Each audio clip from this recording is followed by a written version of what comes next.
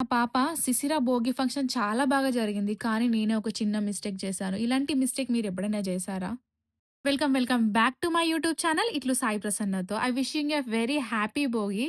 మీరు ఇంతకీ భోగిని ఎలా సెలబ్రేట్ చేసుకున్నారు? మీ పిల్లలకి భోగి పళ్ళు పోసారా లేదా? అండ్ ముగ్గులు ఎలా ఏశారు?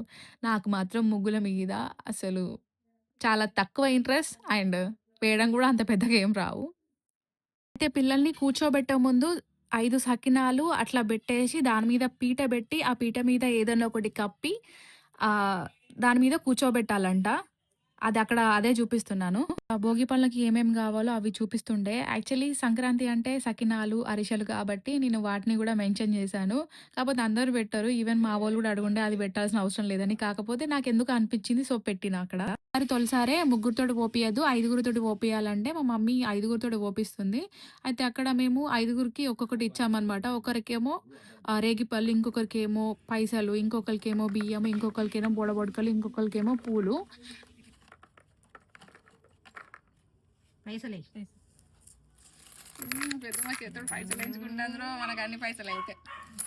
మా పెద్దమ్మ కాయిన్స్ ఏస్తుంటే అక్కడ నేను ఫస్టే ఏమంటున్నానంటే ఫస్టే ఫస్టే భలే భలే లక్ష్మి అని లక్ష్మి. జెప్పేసి. ఎందుకంటే మా పెద్దమ్మ జర కొంచెం కష్టజీవి. సో, అందరికి చెప్తదనమాట ఎప్పుడు కష్టపడాలి, ఇట్లుండాలి, అట్లుండాలి అని. అందుకే నేను అట్లా అంటున్నా అన్నట్టు.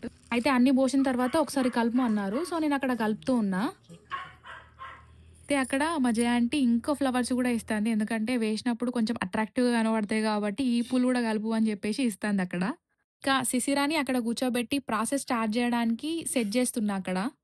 పోయిన ఇయర్ మాకు చుట్టొచ్చిందని జెప్పినా గదా! అందరూ అనుండే మీ మదర్‌తో పోపిచ్చుకో అని జెప్పేసి. మా మా వాళ్ళకి మా మీద ఎంత ప్రేమ ఉన్నా గూడా యాస్ ఎ మదర్‌గా నా పిల్లకి నేనే స్టార్ట్ జేయాలని నాకు కొంచెం ఉండే అనమాట. సో, నేను ఆ ఇయరే స్కిప్ జేసినా. ఇంతవరకు నేను ఆ ప్రాసెస్ గూడా జూడలేదు. మళ్ళీ నన్ను వేయమంటుంటే నేను జర కన్‌ఫ్యూజ్ అయితుండే. ఫస్ట్ ఏమో మోకాళ్ళ మీద వేసిన తర్వాత, భుజాల మీద వేసిన తర్వాత తల మీద వేయాలంట. తల మీద నుంచి మళ్ళా భుజాల మీదకి, మళ్ళా మోకాళ్ళ మీద నుండి మళ్ళీ కిందికేసి మళ్ళా స్టార్ట్ జేయాలంట. నేను చాలా కన్‌ఫ్యూజ్ అయ్యి ఉండే యాక్చువల్లీ. ఎప్పటినుంచో వేసిన వాళ్ళకు ఐడియా ఉంటది కాబట్టి వాళ్ళేస్తే వాళ్ళని జూసి కాపీ పేస్ట్ జేస్తుండేదాన్ని నీట్‌గా. కాకపోతే ఇక్కడ మిస్టేక్ అయింది. మదర్‌గా నేనే ఫస్ట్ ఎయాలి గాబట్టి నేనే వేస్తున్నా. అక్కడ మా మమ్మీ కొంచెం నీట్‌గా ఏస్తాంది. ఎందుకంటే అప్పుడప్పుడు వెళ్లి వాళ్ళకు వీళ్ళకు ఏస్తుంది గాబట్టి జర నీట్‌గా ఏస్తాంది అక్కడ. అనుకున్నాను మా సిస్టర్ ఎంత ఏడుస్తదో, ఎంత సతాయిస్తదో అసలు నా మైండ్ మొత్తం ఖరాబ్ జేస్తది. నేను ఏందో ఏద్దాం అనుకున్నా, ఏదో ఏత్తదనుకున్నా గానీ అసలు మస్తు కోఆపరేట్ జేసింది. అసలు ఎట్లా జేసిందో నాకసలు అర్థం గూడా అవ్వట్లేదు. అసలసలు చాలా వాడానా. మా జయ ఆంటీ. జయ ఆంటీకి ఆల్రెడీ ఈ ప్రాసెస్ మొత్తం క్లియర్ అనమాట. ఎందుకంటే వాళ్ళ బాబుకి పోషేది. అందుకే చాలా ప్రాపర్‌గా పోస్తాంది.